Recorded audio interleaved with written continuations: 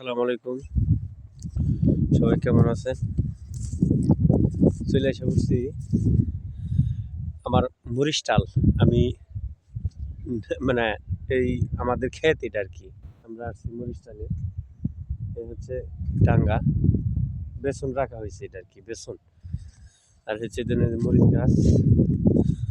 মরিচ গাছের কন্ডিশন দেখেন।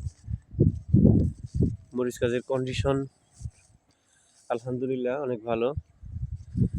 এটা আমাদের নিজস্ব জমি। মরিচ ডালের পাশাপাশি এখানে শীতের বেলা চলে আসে পড়ছি শীত সকাল সকাল ক্ষেতটা একটু দেখার জন্য। দেখেন আমার নিজস্ব ক্ষেত।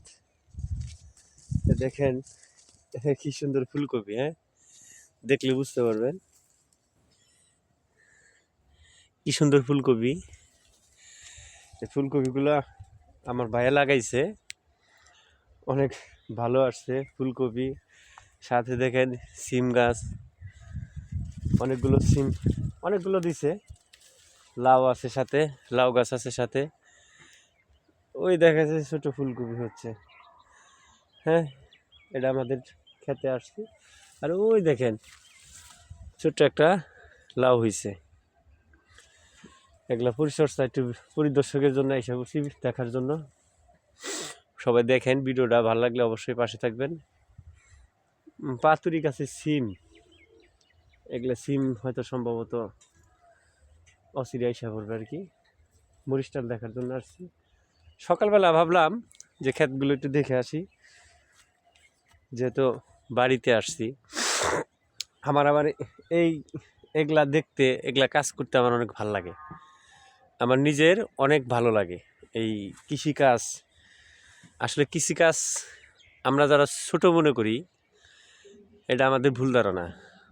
হযরত মুহাম্মদ সাল্লাল্লাহু আলাইহি সাল্লাম বলেছেন, যারা কৃষিকাজকে ছোট মনে করেন আসলে তিনি কৃষিকাজকে ভালোবাসতেন। কৃষিকাজকে ছোট মনে করবেন না।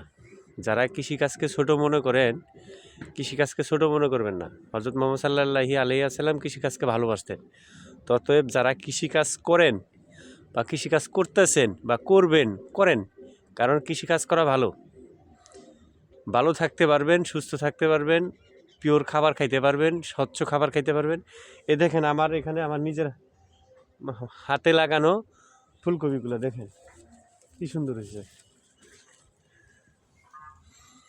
দেখেন নিজের হাতে লাগানো ফুলকপিগুলো, এই ফুলকপিগুলো দেখেন কি সুন্দর হয়েছে।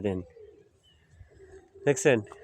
ততএব চেষ্টা করবেন নিজের জমিতে চাষ করে স্বচ্ছ এবং পিওর খাবার খাওয়ার জন্য।